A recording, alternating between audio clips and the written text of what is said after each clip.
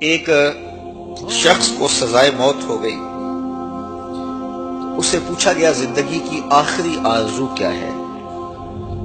اس نے کہا میں ہارون رشید سے ملنا چاہتا ہوں، بادشاہ وقت سے ملنا چاہتا ہوں۔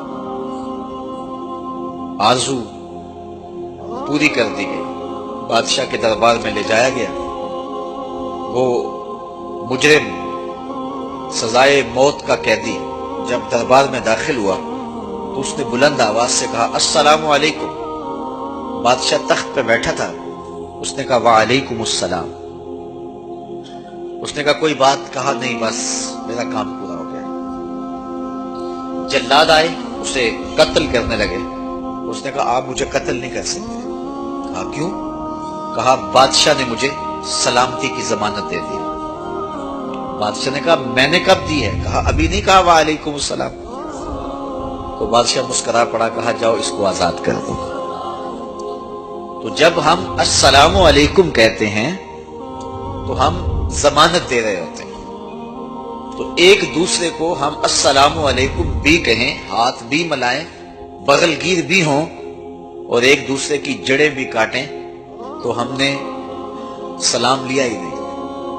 تو حضور علیہ السلام اپنی امت کو یہ تعلیم دے رہے ہیں کہ سلام کے کلچر کا فروغ کرو۔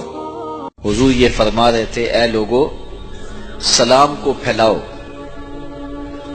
کھانا کھلاؤ، صلہ رحمی کرو، جب لوگ سوئے ہوئے ہوں تو مصلی بچھا کے نماز پڑھو تو رب کی جنت کے اندر سلامتی کے ساتھ داخل ہو جاؤ گے۔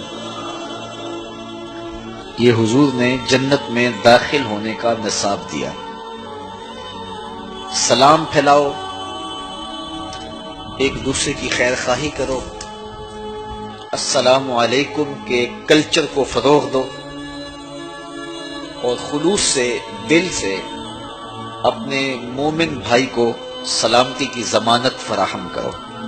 ہم جب کسی کو کہتے ہیں السلام علیکم، اس کو اپنی جانب سے ضمانت دے رہے ہوتے ہیں کہ میرے بھائی میری جانب سے بے فکر ہو جا، تیری عزت، تیری آبرو، تیرا مال میری جانب سے محفوظ ہے۔ اور وہ جواباً کہتا ہے وعلیکم السلام، اگر تیرے جذبات میرے لیے یہ ہے تو پھر سن لے میری طرف سے تیری عزت بھی محفوظ ہے، تیری آبرو بھی محفوظ ہے، تیرا مال بھی محفوظ ہے، تیری جان بھی محفوظ ہے۔